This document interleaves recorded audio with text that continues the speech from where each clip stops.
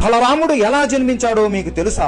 విష్ణువు రామ అవతారం చాలించాక విష్ణువు వైకుంఠానికి రాగానే వాసుకి ఎంతో కోపంతో ఉంటాడు. విష్ణువు నవ్వుతూ, ఏమైంది వాసుకి, ఎందుకు అంత కోపంలో ఉన్నావు అని అడగగా, ఏంటి ప్రభు మీరు నన్ను మీ తమ్ముడు లక్ష్మణులాగా ఉంచి నేను ఏది చెప్పినా అది మీరు వినకుండా భూమి మీద ఎన్నో కష్టాలు పడ్డారు. నా మాట ఒక్కటైనా విన్నారా మీరు?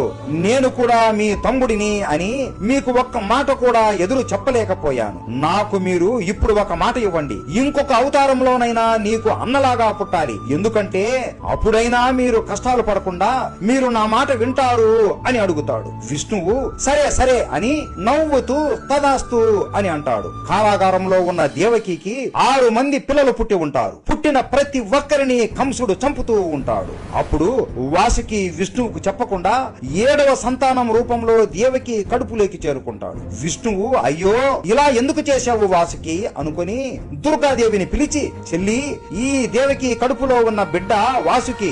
ఇప్పుడు కాని ఈ కారాగారంలో వాసుకి పుడితే కంసుడు అతన్ని చంపేస్తాడు. అందుకే మీరు దేవకి కడుపులో ఉన్న ఆ అంశాన్ని తీసుకుని వెళ్లి వసుదేవుడి ఇంకొక భార్య అయిన రోహిణీ దేవి కడుపులోకి ప్రవేశపెట్టండి అని చెబుతాడు. దుర్గాదేవి సరే అన్నయ్య అని నిద్రపోతున్న దేవకి కడుపులో ఉన్న వాసుకి అంశాన్ని తీసుకుని వెళ్లి రోహిణి కడుపులోకి చేరుస్తుంది. రోహిణీదేవి కడుపులో ఉన్న అంశాన్ని తీసుకుని వచ్చి మళ్ళీ దేవకి కడుపులోకి చేరుస్తుంది. ఆ తరువాత దుర్గాదేవి ఆమె అంశాన్ని యశోదాదేవి కడుపులోకి చేరుస్తుంది. ఆ మరుసటి రోజే రోహిణీదేవికి ఒక దివ్యమైన బిడ్డ జన్మిస్తాడు. అతను ఎవరో కాదు, అతనే మన శ్రీకృష్ణుడు అన్న బలరాముడు. ఆ తరువాత దేవకికి కూడా ఒక బిడ్డ జన్మిస్తాడు. అతన్ని కంసుడు వచ్చి చంపేస్తాడు. చివరిగా 8వసారి దేవకి గర్భవతి అవుతుంది. ఆ గర్భంలో ఉన్నది ఎవరో కాదు, మన శ్రీకృష్ణుడు. అస్సలు కృష్ణుడు ఎలా జన్మించాడు? కంసుడు కృష్ణుడిని చిన్నప్పుడే చంపేశాడా?